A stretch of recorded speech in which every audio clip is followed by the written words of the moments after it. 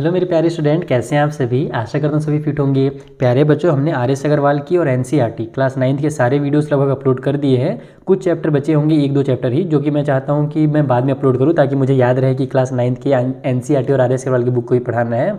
और वो चैप्टर ऐसे हैं जो अब आपकी स्टार्टिंग के एग्जाम्स में नहीं पूछे जाएंगे, वो लास्ट के कुछ चैप्टर बचे होंगे, जैसे 13 है, शायद 17 है आर.एस. अग्रवाल का, तो वो सब मैं बाद में बताऊंगा आपको। ठीक है, आज की इस वाले वीडियो से हम लोग स्टार्ट करने जा रहे हैं। आप जब हमेशा इस बुक के लिए कमेंट करते थे, sir RD. Sharma class 9th पढ़ाइए, आर.डी. शर्मा, तो ये बुक आज से स्टार्ट होने वाला है।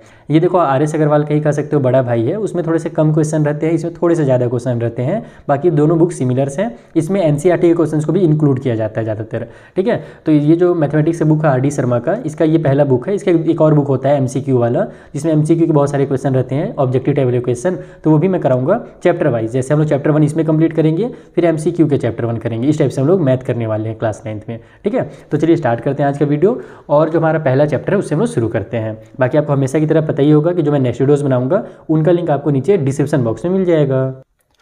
तो देखो, जो हमारा पहला एक्सरसाइज है, एक्सरसाइज 1.1, हम लोग यहाँ से स्टार्ट करेंगे। हमारा चैप्टर नंबर 1 जो है नंबर सिस्टम दिया हुआ है। नंबर सिस्टम में बहुत सारे अलग अलग टाइप के क्वेश्चन आते हैं, हम लोग अलग अलग एक्सरसाइज में सारे क्वेश्चंस को डिस्कस करेंगे। ठीक है, नंबर सिस्टम में बेसिकली आपको नंबर्स के बारे में बताया जाता है कि होल नंबर क्या होते हैं, नेचुरल नंबर्स क्या होते हैं, है ना। और इसी में थोड़ा सा और ज़्यादा डिटेल में, जैसे आपने क्लास 7-8 में जो normal whole number, natural numbers को सॉल्व करना सीखा था, उसको थोड़ा सा और एक्स्ट्रा बढ़ा करके यहाँ पर दिया हुआ है। बाकी जो हमारा एक्सरसाइज 1.1 है, बेसिक जो लिखा हुआ है, एक्चुअली बहुत ज़्यादा बेसिक ही है। इस टाइप से क्वेश्चन आपने क्लास 8 में भी कर रखे हैं। पहले हम स्टार्ट करते हैं यहीं से, फिर आगे जैसे जैसे बढ़ते जाएंगे, हर एक्सरसाइज में मैं आपको उसका एक्सप्लेनेशन देते जाऊंगा, साथ ही सॉल्यूशन भी प्रोवाइड कराऊंगा। ओके, तो जो हमारा पहले क्वेश्चन आ रहा है कि एवरी होल नंबर, यानी कि यहाँ पर हमसे whole number, integer, rational number, इन चीज़ों के बारे में पूछा गया है। मैं थोड़ा सा आपको रिवीजन करा देता हूँ कि ये चीज़ें होती क्या है। जैसे सबसे पहले आपने जब मैथ पढ़ना शुरू किया तो आपने नेचुरल नंबर से स्टार्ट किया था। आपने पढ़ा था 1, फिर होता है 2, फिर होता है 3, फिर होता है 4। तो इस टाइप से 1 से जब नंबर स्टार्ट होते हैं तो इसको हम लोग कहते हैं नेचुरल नंबर। ठीक है, ध्यान रखना कि 1, 2, 3, 4 अगर है तो वो नेचुरल नंबर है।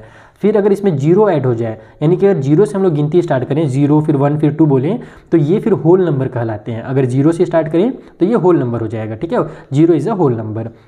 और इससे आगे हम लोग जितने भी नंबर हैं तो ये सब मिलाकर के होल नंबर तो है ही, लेकिन अगर 0 को हटा दो तो बाकी जो नंबर बचते हैं ना, वो हमारे नेचुरल नंबर कहलाते हैं। उसके बाद आपने क्या पढ़ा, उसके बाद आपने निगेटिव नंबर पढ़ा कि 0 से पहले भी एक नंबर होता है -1, एक होता है -2, ऐसी करके -3 आता है। और इन सभी को मिला करके क्या कहा जाता है, तो इन सभी को मिला करके इंटीजर कहा जाता है। तो सबसे पहले यहाँ से लेके आगे बढ़ो तो नेचुरल नंबर, 0 से आगे बढ़ो तो होल नंबर, और इसे पहले निगेटिव वाले को भी मिला लो तो हो जाता है इंटीजर। उसके बाद फिर आपने पढ़ा था रैशनल नंबर्स के बारे में। अभी आप लोग आगे इरैशनल नंबर के बारे में पढ़ोगे, इरैशनल क्या होते हैं। तो अब मेन हम लोग आते हैं रैशनल नंबर में। तो रैशनल नंबर जो कि नंबर हमारे p/q के फॉर्म में हो, p/q जैसे कि फ्रैक्शन फॉर्म में। जैसे अगर 1 लिखा हुआ है तो 1 के नीचे तो एक 1 हमेशा छुपा ही रहता है, जैसे कि मैंने आपको क्लास 8 में बताया है। डिनोमिनेटर में उसके 1, किसी भी नंबर के डिनोमिनेटर में 1 छुपा ही रहता है। जैसे 2 है ना, तो वो एक्चुअल में 2/1 होता है। तो अगर इस फॉर्म में कोई भी नंबर है तो वो हमारा रैशनल नंबर कहलाता है। जैसे कि हमारा मान लो 3/2 हो गया, है ना, 5/7 हो गया। तो फ्रैक्शन के फॉर्म को ही हम लोग एक तरह से रैशनल नंबर कहते हैं। बाकी अगर फ्रैक्शन के फॉर्म में नहीं है, अगर होल नंबर लिखा हुआ है तो उसके नीचे भी एक 1 छुपा हुआ है, ये ध्यान रखना। Is that clear? तो आपको समझ में आ गया, पुरानी चीज़ें याद हो गई जल्दी से। अब हम लोग इन ट्रू फॉल्स को आसानी से कर पाएंगे। पहला वाला ट्रू फॉल्स में हमसे कहा जा रहा है कि every whole number is a natural number, जितने भी होल नंबर हैं वो नेचुरल नंबर है। तो ये तो गलत बात है। अभी मैंने आपको बताया कि 0 एक होल नंबर है, लेकिन ये नेचुरल नंबर नहीं है। नेचुरल नंबर 1 से शुरू होता है, तो इसीलिए हमारा फॉल्स हो जाएगा। ठीक है, तो यहाँ पर आप लोग लिख दोगे कि 0 is a whole number but not a natural number. इस टाइप से रीजन भी यहाँ पर बोला गया है। तो रीजन स्टेटमेंट आप लोग खुद से बनाना सीखिए। अब आप क्लास 9 पे पहुँच गए, सिंपल से स्टेटमेंट बनाइएगा।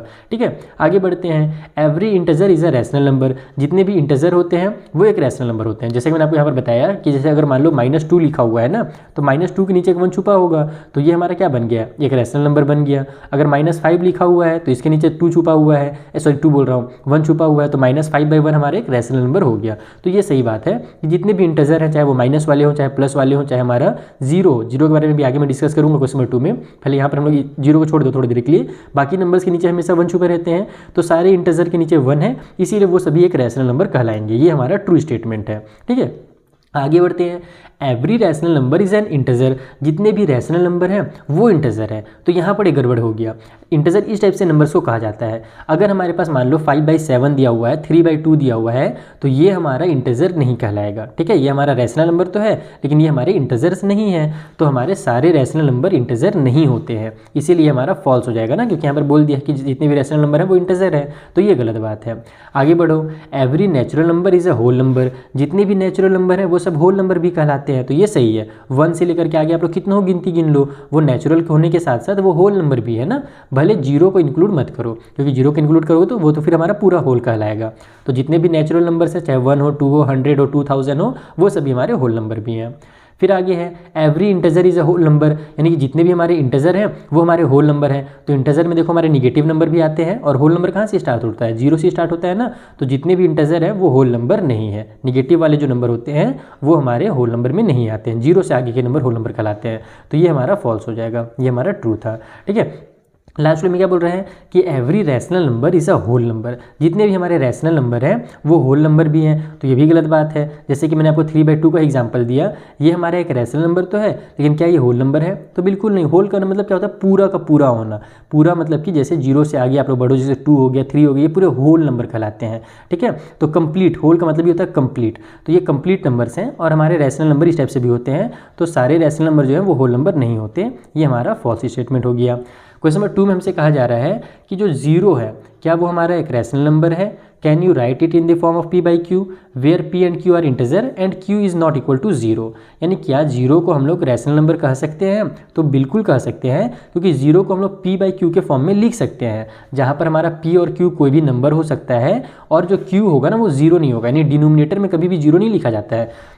जैसे कि मान लो आप लोग लिखो 0/5, तो इसका जो आंसर होगा वो 0 हो जाएगा, लेकिन अगर 5/0 लिख दोगे तो वो इन्फिनाइट हो जाता है, उसकी हम लोग को वैल्यू पता ही नहीं आज तक। तो 0/5 जो होगा ये हमारा 0 हो जाता है, ध्यान रखना। 0 के नीचे में कोई भी नंबर लिख लो, आप कोई भी इंटीजर लिख लो, माइनस वाला, प्लस वाला, कोई भी नंबर लिख लो, 0 हम लोग उसको p/q के फॉर्म में 0 को लिख सकते हैं, और ये हमारा क्या कहलाएगा, एक रैशनल नंबर कहलाएगा। तो इस टाइप से बेसिक कॉन्सेप्ट यहाँ पर क्लियर हो गया। अब हम लोग मिलेंगे नेक्स्ट वीडियो में, जहाँ पर मैं आपको किसी नंबर के बीच में जो रैशनल नंबर है ना वो कैसे फाइंड किया जाता है ये सिखाऊंगा। ये भी बहुत ही सिंपल मेथड से फाइंड किया जाएगा, आप इसके लिए भी बिल्कुल भी चिंता नहीं कीजिएगा। बाकी नेक्स्ट वीडियो कहाँ पर मिलेगा, हमेशा की तरह ऊपर आई बटन में और नीचे डिस्क्रिप्शन बॉक्स में। तो मिलते हैं नेक्स्ट वीडियो में, तब तक के लिए थैंक यू फॉर वॉचिंग।